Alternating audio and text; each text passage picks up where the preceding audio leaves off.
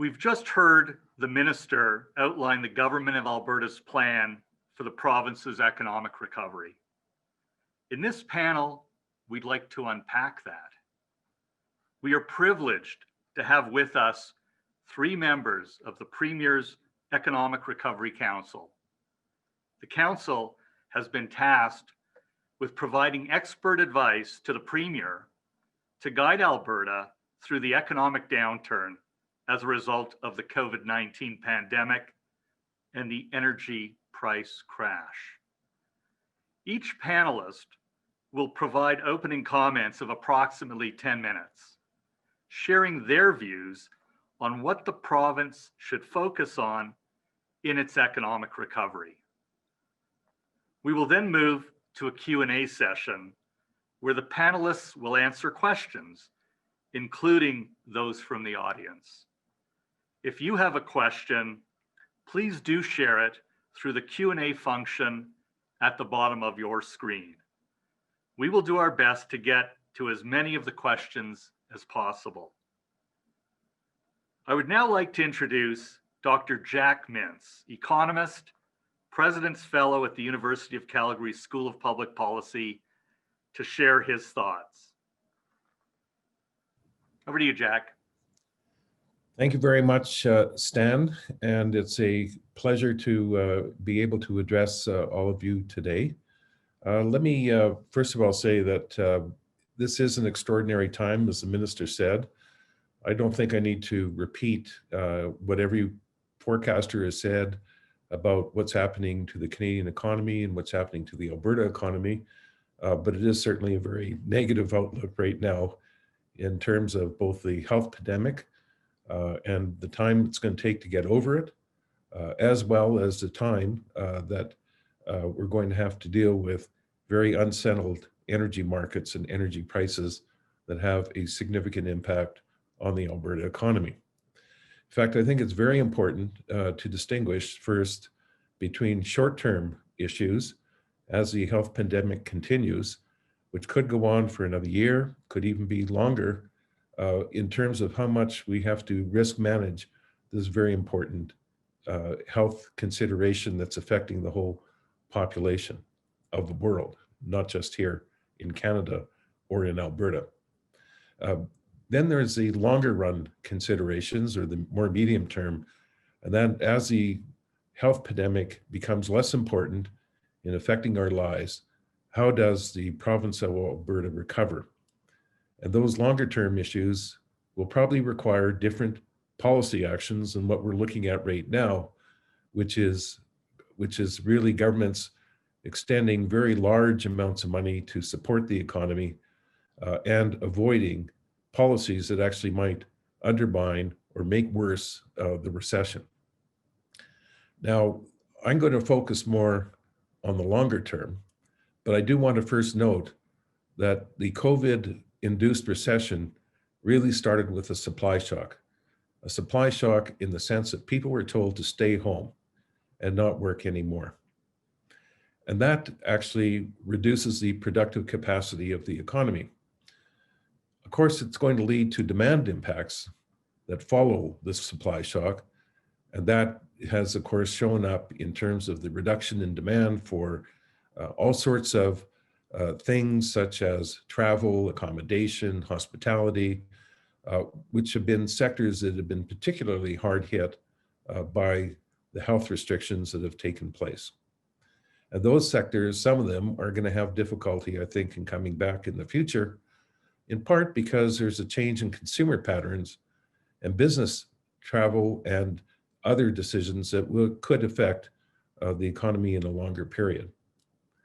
Now, in thinking about the recovery, though, obviously a province like Alberta has to take advantage of its major advantages. We often think of oil as being the significant advantage that Alberta has, but actually I think that's wrong. I always say that it's Alberta's people that are its advantage. It really is a very entrepreneurial economy here. And I'm just amazed by the many businesses that I've met in the past year, just alone, that have been doing some phenomenal innovative work in all sorts of ways that can support the economy. And so therefore, I think the recovery plan of the Alberta government is focused on the right things: how to bring back productive capacity and diversification to the Alberta economy. And of course, we are starting to see the roots of that, as the minister has mentioned, and it will show up in terms of stronger sectors, including, for example, finance and agriculture, forestry, petrochemicals, and in fact, almost all the sectors of the Alberta economy can have some great growth opportunities and ability to harness new technologies that will make it truly an outstanding province in years to come. And of course, in order to support that, you need a government that has to be focused not just on its spending, but also on private investment. And I think that is really the key to rebuilding productive capacity in the Alberta economy. And that, I think, is going to be a focus for the government, which will include things like deregulation, infrastructure spending, and reform of various public services that are absolutely critical to Alberta's growth in the long run, such as education and healthcare being two major components of those expenditures. So there'll be a lot that's going to be happening in the Alberta economy, and I think the minister has already outlined a lot of those things, and I don't need to repeat them. Now, in terms of thinking about the Alberta economy, you have to remember that money doesn't grow off trees. And Alberta's fiscal deficit this year of close to $25 billion is huge. Luckily, Alberta came into this pandemic with a relatively low debt GDP ratio compared to other provinces, or maybe debt per capita, which is probably better measure to think of. However, that can't continue forever. And so any recovery plan, of course, is going to depend on the fiscal plan of the government, and that's going to be a significant area of planning as we go into the medium term. And of course, in my view, every government around the world should be looking at fiscal anchors as a way of indicating to the public that there's going to be a commitment to try to make sure that its fiscal plan is sustainable. And that will be true for Alberta as well. And of course, it leads to a number of issues in terms of recognizing that Alberta, first of all, going into this pandemic, spent per capita more on public services than other large provinces in Canada.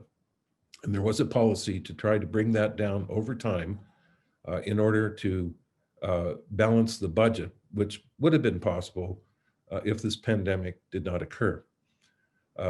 Now with the pandemic in place and the slow growth, it's going to take some time before Alberta would ever be able to balance its budget, and certainly can't do so in a short period of time. And so it's going to have to think of the appropriate fiscal anchors for the next while, keeping in mind that it doesn't want to have a fiscal plan that chokes off the ultimate objective of getting people back to work and investment back into the economy, while at the same time making sure that governments are not overspending or running huge deficits that could undermine confidence in the private sector. All those things are not easy to do, but they will be required. And of course, it will potentially lead to tax reform in Alberta. I've always been a strong advocate of Alberta adopting the HST, but not as a way of plugging holes in the deficit, but more of a way of actually creating a pro-growth tax reform, which would allow Alberta to grow even better than it is doing right now. Now, those are some of the things that we can talk about. But let me say that even in the longer term, I think actually the opportunities for Alberta, not only in terms of all its industries, but even in the oil and gas industry, is really quite good. And one could be quite positive about it.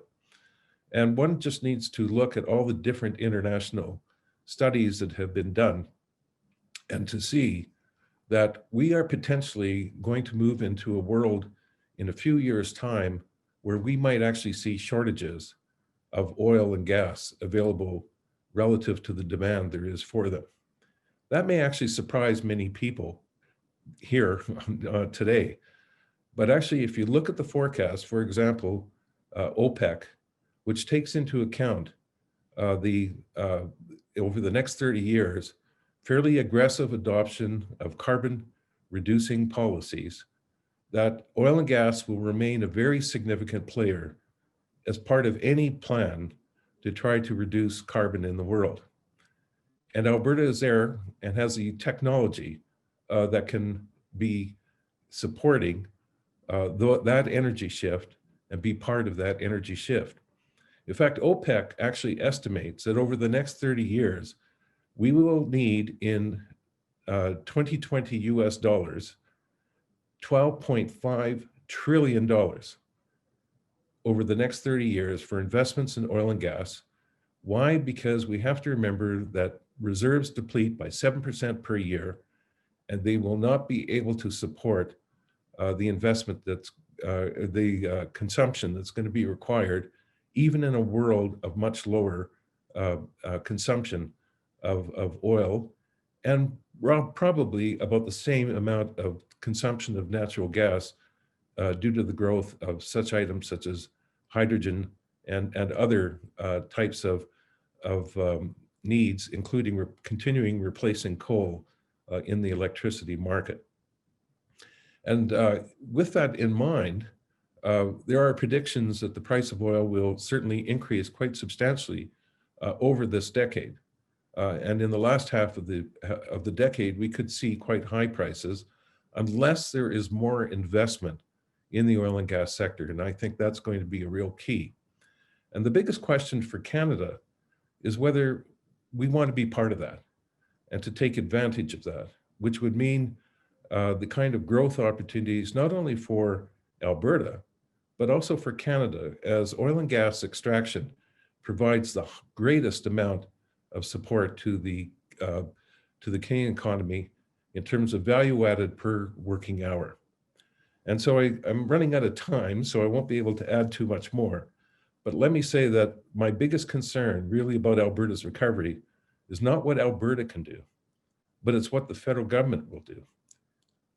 Right now, there's too many policies, including regulatory policies that will have very significant impact, not just in oil and gas investments, but also other investments in the resource sector that could be quite damaging to many parts of Canada, but Alberta particularly. And we also are seeing items like the clean fuel standard that with carbon taxation could lead to a doubling of natural gas prices over this decade. That will mean much higher heating costs for people. And that's actually the biggest difficulty with a lot of the discussion today we have about the carbon transition. We focus on targets without thinking about the overall impact on the Canadian economy and on the Alberta economy if we don't choose the most wise and economically efficient path to get to our low carbon world. And those policies are the ones that are heavily impacting investment. As we've seen today this week with Husky being bought out by Cenovus, that is a major reduction in foreign direct investment coming into Alberta and into Canada as a whole. And in fact, I put some numbers together, and foreign direct investment coming to Canada is very weak today. Back in 2010, this is for all sectors, for the Canadian economy, foreign direct investment inflows were 5% of total world foreign direct investments. This is UNCTAD data. In 2020, that same number is now 2.8%. Canada is losing out in foreign direct investment. And it's not just in the oil patch area, but it's other sectors as well, as I've shown in many of my publications. In fact, there's only one sector that has grown in investment since 2014, and that's real estate, private residential real estate. all the non-residential private investment has been falling since 2015, not just in oil and gas, but other sectors as well. So we need to have a federal government that is much more supportive of private investment in the future. Stan, I'll stop there. Jack, thanks so much for your insights. Greatly appreciated. Nancy Southern, Chair and CEO of ATCO, is with us here today. Nancy, I welcome you to share your thoughts with us. Thank you very much, Stan. I really appreciate the opportunity to participate in your very important forum. And I'm truly honored to be joined by Mac Van Willigen and Dr. Jack Mintz, who I believe are true Canadian intellectual treasures. And I want to commend you, Jack, for your astute commentary on Alberta's economic fortunes and the challenges that lie ahead, and Minister Taves for his encouraging words about the opportunity for investment in Alberta. Stan, I thought I would begin by providing a little bit of the genesis of our company, ATCO, nearly 75 years ago. Now, some of you may not know, ATCO stands for Alberta Trailer Company. Alberta is my home, and it has been the home of my family for 5 generations.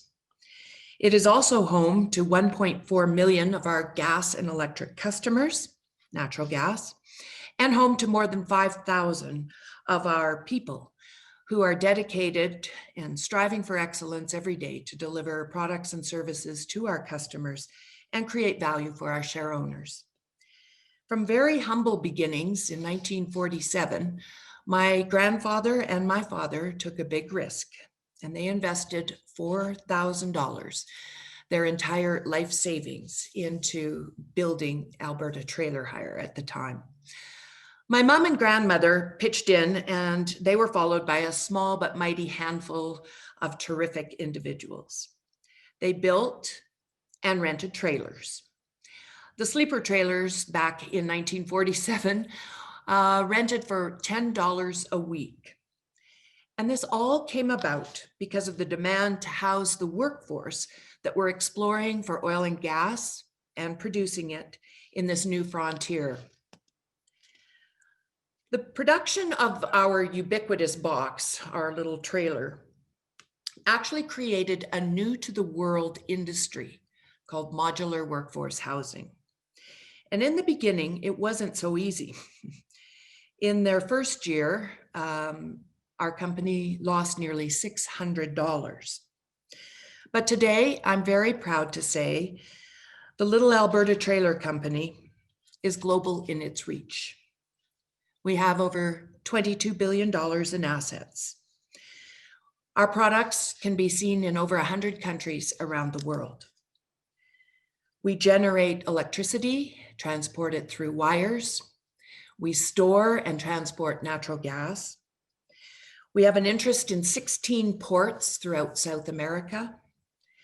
We provide catering and facilities management, NATO logistical support, retail energy, and fly ash to provide structural improvements and strength to concrete producers. We are a wide and diverse conglomerate today, but we have never forgotten our roots. For there would be no ATCO if not for Canada's resource industry. Today, more than 7 decades later, thanks to a cadre of extraordinary individuals, past and present, ATCO has grown internationally.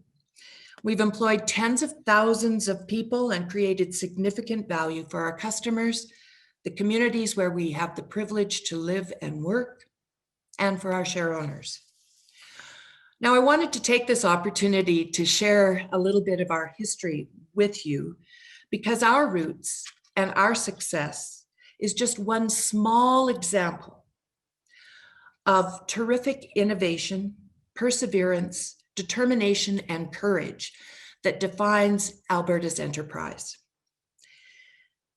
Canada's vast resources have been a source of great value right across this nation. And many countries in the world would give their eye teeth to have the resources of Canada. They provide a wide array of opportunities for each and every one of us. Indeed, so much of what we have the privilege to enjoy across this great nation is due in no small part to the natural resource industry. From 2014 to 2018, Alberta contributed nearly $95 billion to stabilize federal finances, the largest contributor by far within Confederation. And that was despite cyclicality, economic recession, and now the COVID pandemic. We have accomplished this adhering to the most stringent environmental and sustainability regulations of anywhere else in the world. Alberta is also the leader in developing partnerships with Indigenous communities. And a great example of this that my father began over 30 years ago is a partnership with the Dene. ATCO and the Dene Nations own and operate electrical transmission and distribution and generation in Northwest Territories. And nearly a decade ago, I initiated the concept of a north-south corridor from Inuvik to the 49th parallel.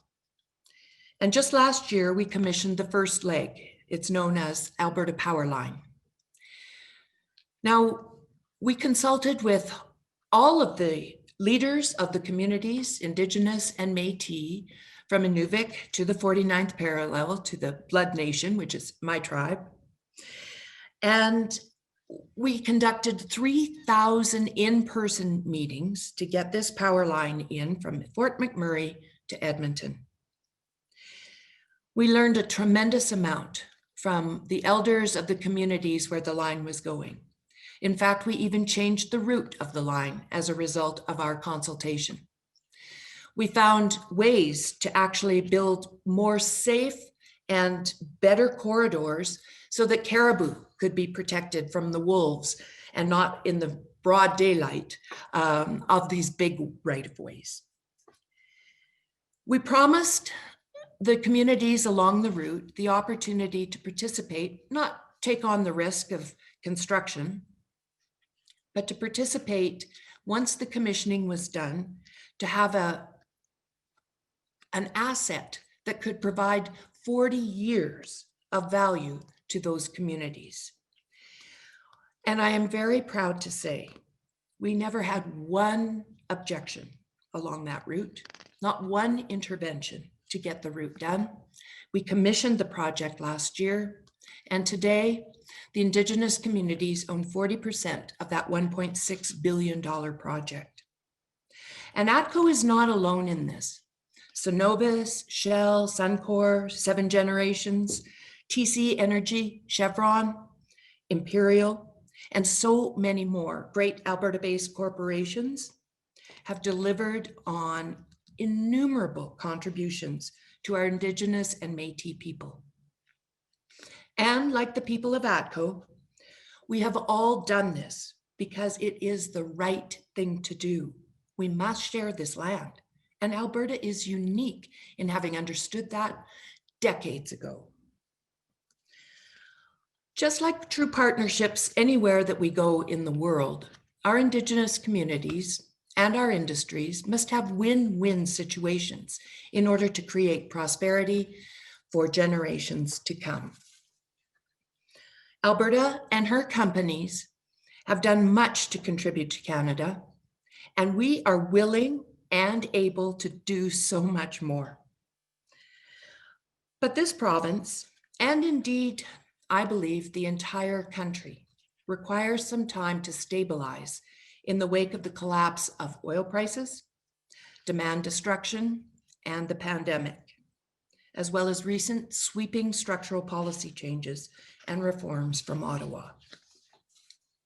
We need some time to digest the magnitude of bills such as C-69 and C-48 that have materially impacted our ability to build critical domestic and export infrastructure. That infrastructure will expedite Canada's economic recovery, but it will take time to stabilize, digest how we proceed from here, and be able to get things underway. We also need greater and more forthright engagement from Ottawa, and it's incumbent upon our provincial leaders as well, in partnership with our Indigenous communities, municipalities, and industry as a whole, to come up with bold, perhaps even unconventional, new steps to continue an important and impressive reform and return to a thriving economy. A great example of working together, as Minister Taves mentioned, is Alberta's new natural gas policy, which will enable vast upstream production, incentivize greater value-add investment in plastics production, and one area that I'm particularly enthused about, and that is the production of hydrogen. All of which will drive increased exports, jobs, and revenue for our country. The people of Alberta are resilient, and we are determined, and I believe we possess an unvarnished capacity for innovation and entrepreneurship. We are a can-do province with terrific people to back that up. Our advancement in environment and sustainable technologies is the envy of the world. And I know that Mac will elaborate more on that in his time with you. You know, we cheer for our sports teams. I think it's time we start cheering for our industries in Canada. And my wish for the future is that our Canada is vibrant and rich with opportunity for future generations. But that will first necessitate bold, even unconventional, but pragmatic thinking from all of us. Because a strong Canada needs a strong Alberta. Thank you, Stan. Well, thank you, Nancy. We greatly appreciate your perspective. And now I'd like to welcome our last panelist, certainly last but not least, Mac Van Willigen, founder and partner, ARC Financial and Viewpoint. Okay, well, thank you so much, Stan, and it's such a pleasure to be joining Jack and Nancy on this panel and having this opportunity to offer my views, share my views as well. What I'm going to do is offer a quick overview of 5 critical strategic issues. And both Jack and Nancy touched on them in different ways, and certainly Minister Taves as well. These 5 issues, just very quickly, are the future of oil and gas, the realities of ESG, recovery and diversification, the path to fiscal stability, and Alberta's position in confederation. And so I'm going to somehow do that I'm going to do the impossible here. I'm going to somehow do that in about 10 minutes. Stan, in his introductory comments, used the expression top of mind. This, in a sense, is what is top of mind for myself, these critical strategic issues. And I want to put them all forward on the table to encourage open and meaningful dialogue. With respect to the oil and gas sector and the future of oil and gas, Jack made some fantastic points that for some reason just are not generally appreciated by many people, many stakeholders even of the oil and gas sector. And the one point that he was emphasizing was the need for private capital, long-term private capital, to simply replace depletion, natural reservoir depletion. Even in an environment where world oil demand is plateauing or declining, there still is that underlying issue of replacing natural depletion. And most major industry and institutional forecasters estimate that that's order of magnitude about 6% a year. So on 100 million barrels, it's about barrels of supply. That is about 6 million barrels a day, absent any capital investment. But let me speak broadly here to the future of oil and gas in Canada. The opportunity is for Canada to pursue a vision to become the world's most responsible, innovative energy and resource developer. That is an opportunity that we have. And it's in this context that the path forward for our oil and gas sector is to extend the life and maximize long-term value of this strategic asset for the benefit of all Albertans, Canadians, and our global customers and people of the world. Even in a global market that may be plateauing or declining, Canada has a serious question as to what its strategy is in the context of that market. If you accept what I said as the vision, what it means is an end to talk of phasing out or shutting down. And that talk is replaced with talk about adaptability and long-term competitiveness. And this path that I'm outlining occurs at the same time that we're pursuing environmental outcomes. Environmental outcomes are a critical part of this path. Social outcomes are a critical part of this path. Jobs, health, safety, opportunities for our Indigenous people. And governance outcomes need to be considered as well as part of the path. Regulatory excellence, fairness, ethics, and upholding governance functionality. These must be outcomes that we actually seek. With respect to the second strategic issue that I noted, emissions and ESG concerns, the path forward is not to fight ESG. ESG is a global movement within capital markets. We need to expand the construct of ESG and make it more relevant, and to work within it as a framework for energy policy and industrial strategy, and even for understanding our national interests. And when I say expand the concept, specifically, we need to include economics. When we're talking ESG, we should always be talking economics. When we're talking economics, we should always be talking environment, social, and governance aspirations as well. So this new framework, and some of you would have heard this before from me, that I describe it as ESG, or double E. SG is an expression I sometimes use. It broadens the relevance of ESG for all stakeholders, affordability for consumers, returns for investors, profitability for the corporate sector as it makes decisions about allocating capital, income for employees, and revenues for government. In looking at the energy sector, energy cuts across everything we do as a modern society. The economics ESG framework, interestingly, captures all of this, all the essential interests and the needs of the public, of all of us. And one specific implication, and Jack actually spoke to this as well.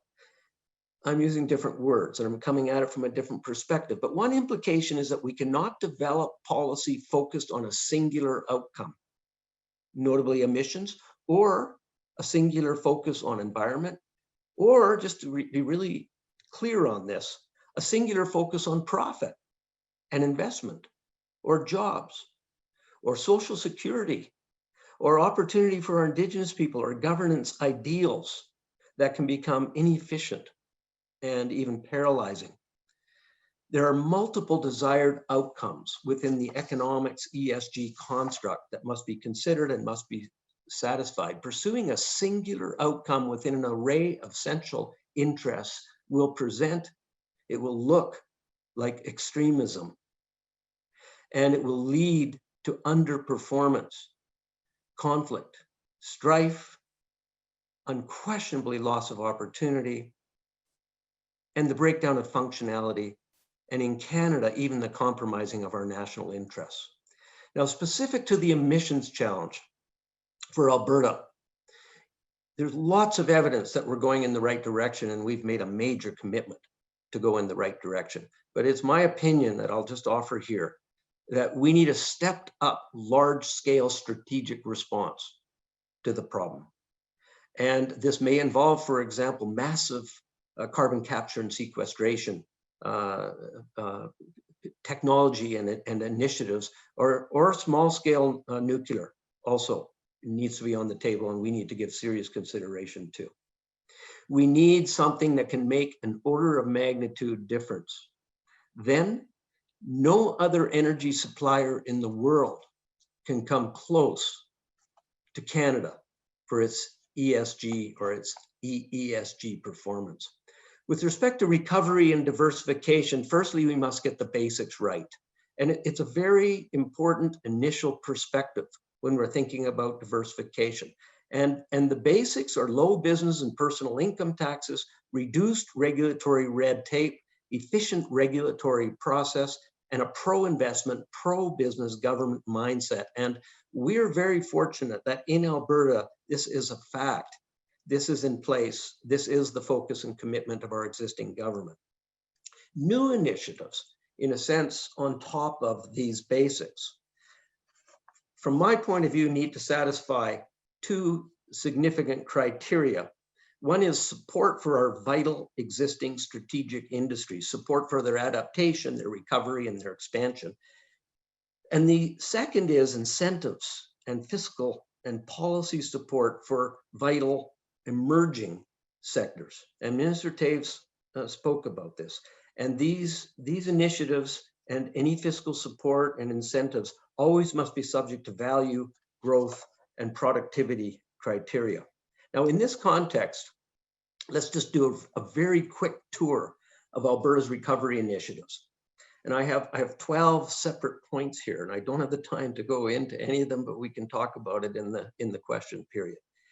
But it's interesting to look at them all together, because so much has been happening, and we see announcements here and announcements there. It's really quite extraordinary what has been put forward. One, of course, has been the financial support for the grinding forward on Keystone.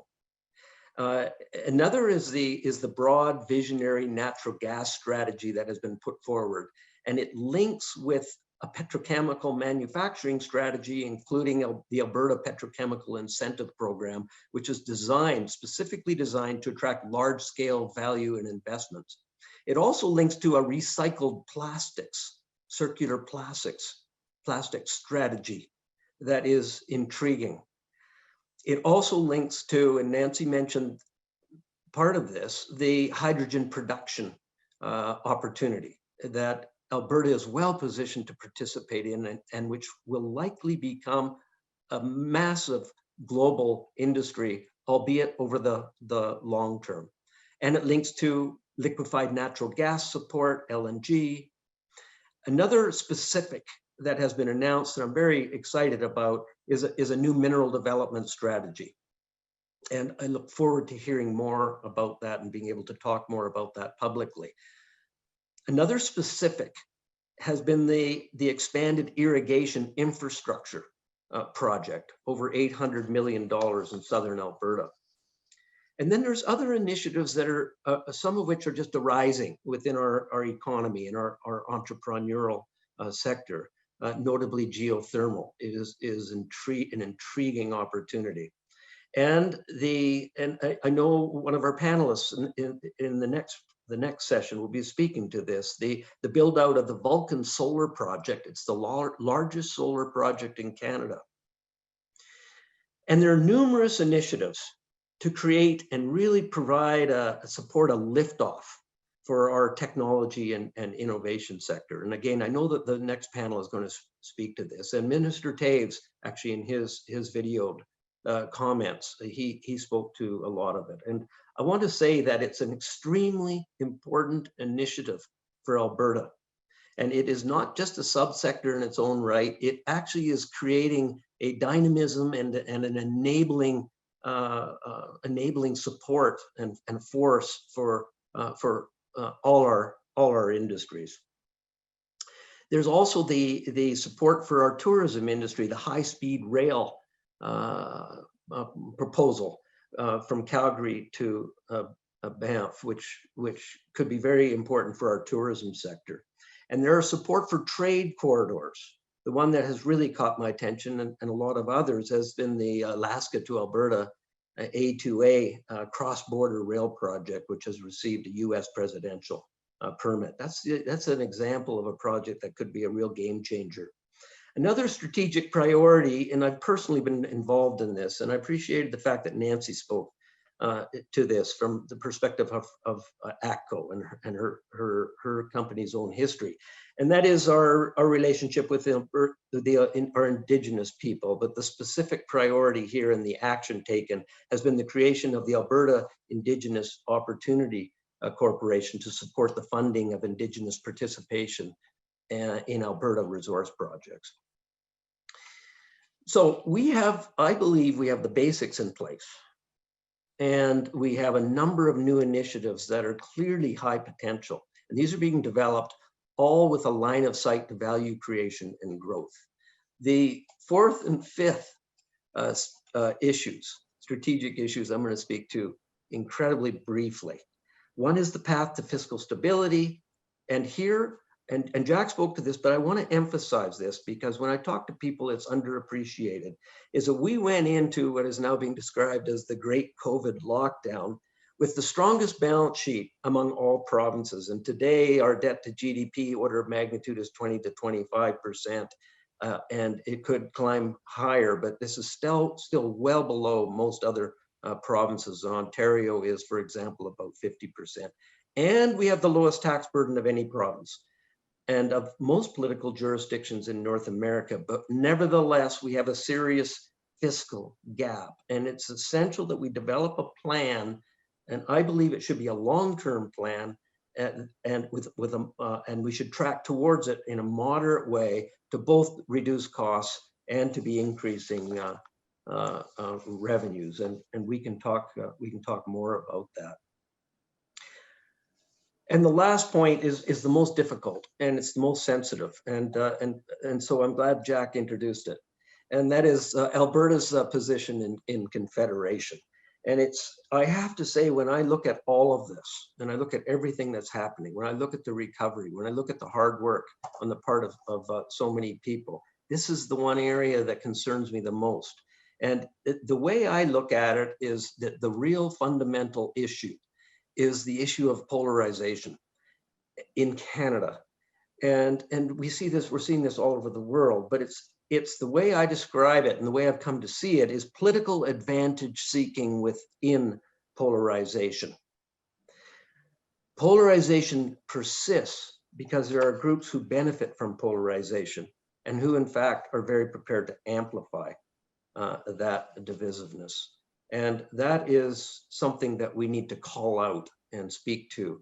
And we need to step forward as leaders and create a more unified context within that temptation and expression on the part of so many people and subgroups. Now, my final comment is this. The agony I feel is, and I think all of us feel, is for those who are continuing to experience real hardship and distress in Alberta and in Canada. And where I draw my strength and my confidence, though, is in knowing that we have a clear line of sight to our strategic priorities and that we're making progress. Thank you very much. Thank you, Mac, for those very thoughtful comments. And, I think we've now really set the stage here with some interesting ideas for further discussion and questions. We are getting a number of questions from the audience, and thank you for that. And certainly, I think each of your introductory comments have in and of themselves created follow-on questions or areas to pursue. So what I'd like to start with maybe for you, Jack, and Mac, you've alluded to this one as well, is we did get a question actually. Could you please explain how the HST would promote growth? And maybe to elaborate on that, I guess, Jack, we know you have been an advocate of that idea. What are the pros and cons for the province of an HST, and what would be the right process, do you think, if we were to go down that road?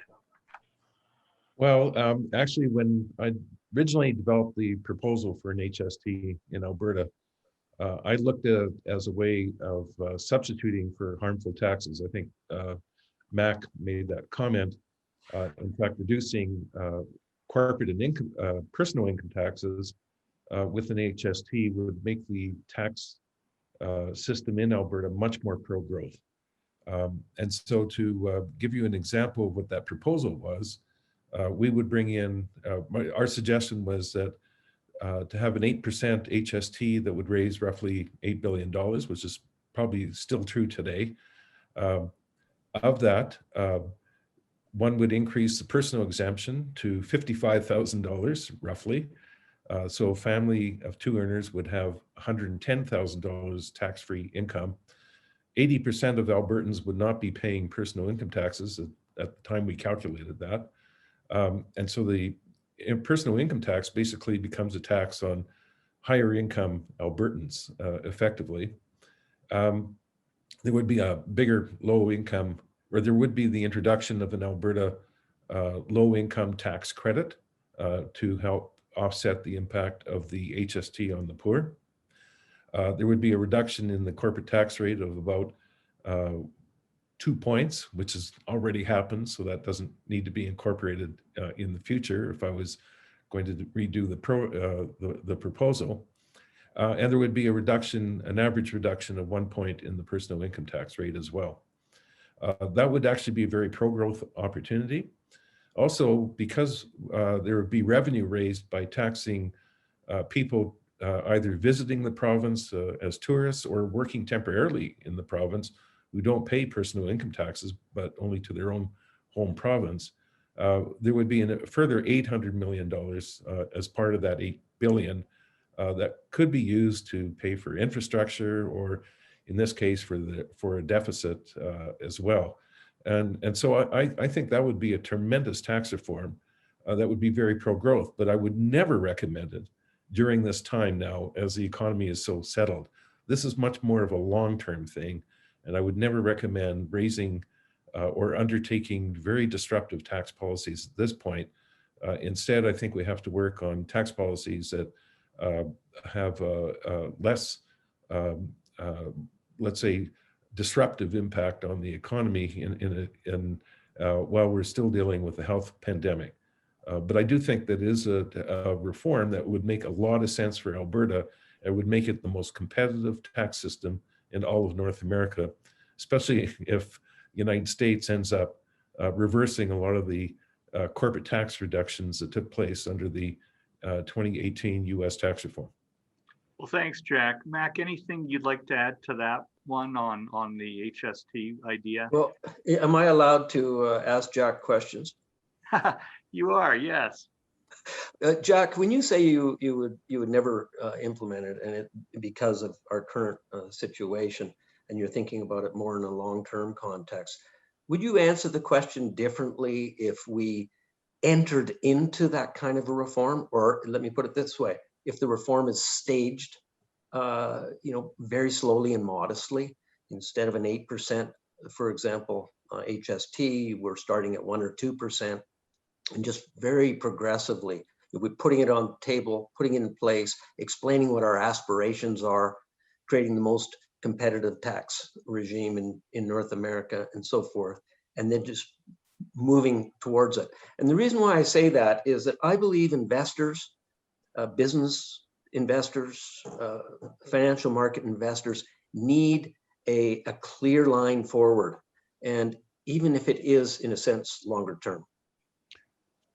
No, I don't think it should be done at this time for the following reason, Mac. There are many people that are being stretched right now during these periods of unemployment.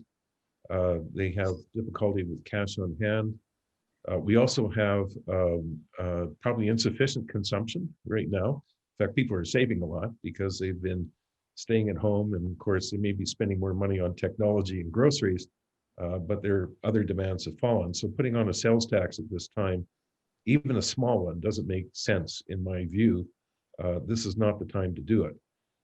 However, as the pandemic relaxes and we just live with it on a risk managed basis, or maybe it disappears altogether with the vaccine, then I think one could be looking at at the introduction. And of course, you're right, one could stage it in over time, although it's very hard for governments to commit to themselves or commit that way.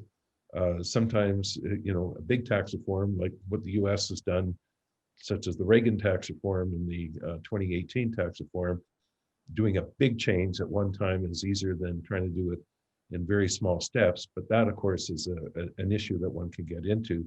But I would say that probably in a couple of years' time, one can seriously look at maybe a significant Alberta tax reform, which I think if it was focused on growth and not on just trying to close the deficit, I think it would be a very good idea. Well, I think we'll shift gears, move off that taxing conversation if we could. And Nancy, I'd like to give the next one to you. As you've heard already in the program, and we're going to hear more about it in the next panel, there's certainly a shift here globally to green energy. And I'm just curious as to what impact that has on ATCO and its future. Thanks, Dan. Well, I'm very excited about the opportunities of the future.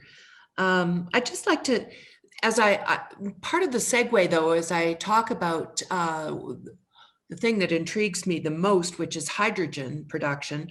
Mac made the comment with regards to ESG, and I think everyone seems to be rushing to the notion of ESG as a criteria for future investment without taking the time to think about and consider the economics. And that really is quite problematic. Canada has a unique position right now in our ability to recover. If we would capitalize and optimize the economic rent provided to us today by our oil and gas industry. And as we do that, we have the opportunity to expand in these areas that I'm quite excited about. The production of hydrogen. Who would have ever thought? Alberta's one of the lowest cost producers of hydrogen in the world today. The European market, in fact, the 750 trillion euros of relief funding in Europe is contingent to nations applying for that relief funding on a plan for technology and a plan for hydrogen production or hydrogen fuel use in energy, which provides a great opportunity for a new export that Canadians can capitalize on. And with the abundance of natural gas, as we continue to produce and create the economic rent that will drive us to a recovery, we can also use the natural gas to start producing this very clean fuel. Now, the fuel is not, hydrogen is not without cost. And we have to work hard on reducing the costs of the carbon capture in our natural gas stream as we produce hydrogen. But the methane steam reformers, while a big capital cost, are well-proven technology to get the hydrogen. And we've come a long ways in Alberta in advancing carbon capture. So I see our blue hydrogen, as it's called, using natural gas, as a key future commodity for export out of Canada. And I'm really I'm inspired by the idea because it does so many things. It allows us to continue to produce natural gas, allow export for natural gas to reduce emissions in the rest of the world, and then for us to advance in the technology of the production of hydrogen. Well, thanks, Mac. Did you want to say something on that one? Or if not, I do have somewhere to go. I just would say I really appreciate the way Nancy described it, because she's focusing on the synergies in a sense, that we're achieving multiple benefits in different parts of our economy with that strategy. And that is, I think, the way we need to be thinking, is where we identify those synergies and we have strategies to capture those synergies. Well, thank you for that. Again, switching gears, if I might, Jack, this didn't come up in your opening remarks, but I know that you have been maybe a proponent or at least an advocate of Alberta looking into the way we handle our pension plan. And, you know, the question is, we have a pretty robust Alberta pension plan. We've got AIMCO. The question is, should we continue to have Albertans supporting the Canada pension plan, or is there perhaps another strategy here of the Alberta pension plan is the one to support in Alberta? And, you know, I suspect there are pros and cons to this. So I'd welcome your initial thoughts, and even if you could suggest a path forward, because I have a feeling this is a pretty significant issue for Albertans generally and Canadians arguably. Thank you, Stan.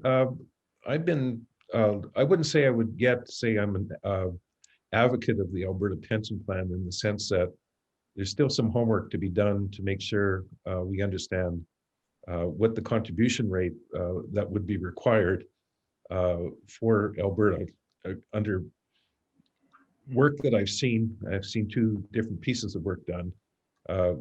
It would suggest that actually Alberta would be able to have lower payroll taxes, which will be good for employers and would be good for employees if that were the case. And that depends very much on long run estimates of Alberta's employment rate and other things. And I think there's going to have to be some further actuarial work to confirm that that would be the case. But if there is a reduction in the contribution rate, I think that would be a very good thing. The benefits that Albertans get from an APP would be no different than the Canada Pension Plan. In fact, the only way that Alberta could actually withdraw from the Canada Pension Plan is that it would have to continue the same benefits under CPP. But I think that's actually a good rule, because no matter where Albertans have worked in the past, they may have been in different provinces, like myself, or may retire in a different province. They want to be assured of the benefits that they are entitled to, and they would get the same benefits. There's no question. So the only issue is whether the contribution rate would change. And if it's lowered, I think that's a good thing. But there's another reason why I think the Alberta pension plan could be a tremendous opportunity for Alberta, and that is to enhance the amount of capital that would be managed in Alberta. That would mean more professionals working in the area and a bigger financial sector. And I think the financial sector could be one of the significant growth opportunities for Alberta. It would require legislative changes. It would require perhaps a innovative way of bringing in open banking in the unregulated sector of financial sector of Canada. And in fact, I think those are, I think the financial sector is a tremendous opportunity. And I noticed last week when I read something that Delaware, which right now is the home where Joe Biden right now works out of during his campaign, 44% of its GDP today is from finance and insurance. And I think with a lot of ingenuity and innovativeness, which Alberta is so good at, and entrepreneurs here are so good at, that I think a bigger financial sector, and one that is much more prominent, not just in Canada, but even potentially around the world, could be a wonderful opportunity for the province in the long run. And so an APP can help contribute to that. Thanks, Jack. Anybody want to add to that? No, we've got plenty of other good questions. Mac, go ahead, please. Yeah, just very quickly, you know, I just want to emphasize that, as Jack said, the way I would express it is that the size of the prize for Alberta is so large. I think there's a compelling argument for us to do all the homework, as Jack noted, to really get into the detail of this, to see if we can justify implementing this. And I have looked at a lot of this work. And if I recall correctly, Jack, I think there was about $3 billion a year of what is it, in a sense, some people are arguing a cross subsidy to other Canadians, primarily because of our younger workforce in Alberta. And that, combined with the point you're making about building out our financial services sector and taking a much more strategic view towards our financial services sector, I think, again, it makes a compelling argument for us to, at the very least, give this serious consideration. Nancy, please. Yeah, at the same time, what I think is really encouraging, as we study this opportunity on the pension plan is the provincial government's already taken into account the need for streamlining the regulatory red tape and bureaucracy that our businesses have been faced with. We're becoming far more competitive as the industries are experiencing this streamlining of red tape, and that's so critical. And if we had capital remaining here in Alberta to support these industries that are going to be far more competitive on a global stage with the reduction of the regulatory burden that we've been facing, I think that the future is really quite bright. I'm quite encouraged, and especially with Alberta Invest, looking for significant capital infrastructure to be spent here in Alberta. Well, thanks for that as well, Nancy, and all of you. Look, I'd be remiss with such a big event happening south of the border next week. I'm not going to ask you to tell me who is going to win the US election. In fact, it's being suggested that may not be known for quite a long amount of time. In any event, the question is from our audience, how do you think the outcome of the US election will affect Alberta's economic recovery in the energy sector, and more broadly, the entire economy in the province? What are the risks and potential opportunities? So again, without telling us who the winner is, would somebody like to venture a first thought on this? Yeah, I think Jack would. Okay. Gee, thank you. Well, you know, I think the best way is to think of scenarios right now, and probably next week we can go beyond the scenarios. If Biden wins, and it all depends really what happens with Congress, particularly with Senate. But even in the Senate, there are some Democrats that are more in the center, like Joe mentioned, than others. And so I suspect that, and when you read Biden's platform, which I have read, he actually has moderated some of the positions that he took, including fracking, where he doesn't say he's going to abolish all fracking, but he did say he's going to abolish fracking on public lands, and he also that could have very significant impact on Texas in terms of its oil and gas industry, which is heavily invested in the Gulf of Mexico. And of course, natural gas is very important to U.S. electricity market. So the question is, will he take such a hard stance on energy, or will it be tougher regulations, but certainly not going the way of, for example, getting rid of all fossil fuels in the electricity market by 2035, which is virtually an impossible thing to do and would be hugely expensive to the U.S. economy, because all those new natural gas plants would be dead if that were true. So it's just ain't going to happen, and I don't think Congress would go along with it. The biggest concern I have for Alberta, though, is that Joe Biden may be quite happy to take out his, let's say, or take his emissions type strategy and basically hit Alberta oil with it, because that, of course, isn't important to him. And unless the federal government really sticks up for the oil and gas sector in Canada, and Ottawa does that, make it very clear that they object, I would be very seriously concerned about what a Biden win might be for the Alberta economy in that sense. If Trump wins, of course, you got a very different story, obviously. And of course, if the Republicans keep the Senate, then certainly some of the things that might have been planned or attempted to do in the Biden plan may be more difficult to achieve. On the other hand, Alberta oil is secure, it's safe, it's politically good. You know, we talk about ESG, you know, we have a great record actually on ESG. And so I think maybe if we really try to present ourselves well in the United States in terms of what we can accomplish, and we do need Ottawa to be behind that effort, then I think we can get perhaps a reasonable acceptance of what Alberta oil actually means to the U.S. market. Heavy oil is not the same as light oil, and refineries do require it in the United States. And even now, the prediction is that the decline in heavy oil production coming out of Venezuela and Mexico in the coming couple of years, that there's going to be really good demand for Canadian heavy oil. And in fact, the difference between the WTI price and the Western Canadian Select price may actually be suppressed to some extent because of that heavy oil demand that's going to be in the United States. And what better place to get it is from Alberta. Well, thanks, Jack. I'm going to let the other panelists off the hook on this because we're approaching the end of our time. We have 5 more minutes, and this last one's for you, Nancy. I'd like to, if I could, give you 3 minutes to answer. And then Mac and Jack, I'd really hope that you could chime in for a minute each. This one actually chokes me up a bit, and maybe some of the people in the province as well.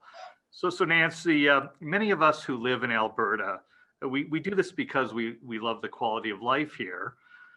Alberta's always been a province where people have big dreams and could see a pathway for growth and prosperity. With our current economic and energy challenges, what do you say to today's youth and our entrepreneurs about their futures in this province? Oh, well, thank you, Stan. I will say 2 things. The first is my favorite saying that my father left me with that I think about every day. It's from Shakespeare. You are rapidly becoming what you are going to be. And following that is a dream is never just a dream. It's the idea to change the world around you. And in order to make changes in the world around you, you need so many people to follow the journey with you and help you to achieve those dreams. Whether it's from our family's perspective, making the Little Alberta Trailer Company into a global conglomerate of medium size that we're very proud of, or even just starting in a cattle feedlot, a venture like Spruce Meadows. I would say to the young people of Alberta and our country, never be afraid to dream. The art of the possible is with you, and be sure to take advantage of the wealth of knowledge available in this country to help you in creating the path towards achieving your dream. Thanks, Nancy. Mac, over to you. Yeah, it's a great question. And, I'm forever encouraging younger people to, in a sense, stand beside, people like, those of us on this panel here and leaders who are trying to make a difference, stand beside us and work with us and advocate for the interests of Alberta and to see deeply the strengths of Alberta. I mean, the amazing thing is that Alberta is one of the most prosperous political jurisdictions in the world, and not just economically, but socially in terms of our services, health services, educational services. We really are one of the strongest, most prosperous jurisdictions in the world. And we need to work together, and we need to play together, and we need to create that kind of collaboration and collective mindset to be able to move forward and push Alberta forward. And Jack, last word to you. Thank you, Mac. Well, as I said in my introductory comments, Alberta's greatest resource is not oil, it's people. And I really mean that. And in fact, many Albertans are just amazing in terms of how open they are to the whole world as a whole. In fact, I was born and raised in Edmonton, and then I went off to Ontario, but also I lived in the US and I've lived in Britain as in my early years and later years. And then I returned home to Alberta. You never know what the great opportunities are going to be, but I can say one thing. When I came back to Alberta in 2007, I was struck by how much people knew of the world here in Calgary and Edmonton. And it tells you something that this is a very sophisticated society. And I think for young people, it's very important to be open to the whole world and to take your very best opportunities. But in the end, that Alberta root will not be forgotten. And as we know, even when people move to other places around the world, they establish relationships with their family and friends and their businesses back in Alberta. It's a great export item for the rest of the world. And of course, when we import people from all over the world, and by the way, Alberta's population grew this year. It's growing this year. Why? Partly because of international migration coming into Alberta. We have great opportunities as a province, and I think we can take advantage of that. And that's why I think the future is very bright for Alberta. Well, thanks for that, Jack. Boy, I really wish we could talk for a lot longer, but we do have to wrap up this outstanding discussion. Jack, Nancy, and Mac, thank you for all that you have offered to us today. We're now going to take a approximately 15-minute break so that you can get up, move around, grab a cup of coffee or whatever your choice beverage is. And we're going to start our next session, moderated by the ASC's Director of New Economy, Denise Weirs, at 10:20 a.m. sharp. So please be back for that. And thank you again so much for your participation so far.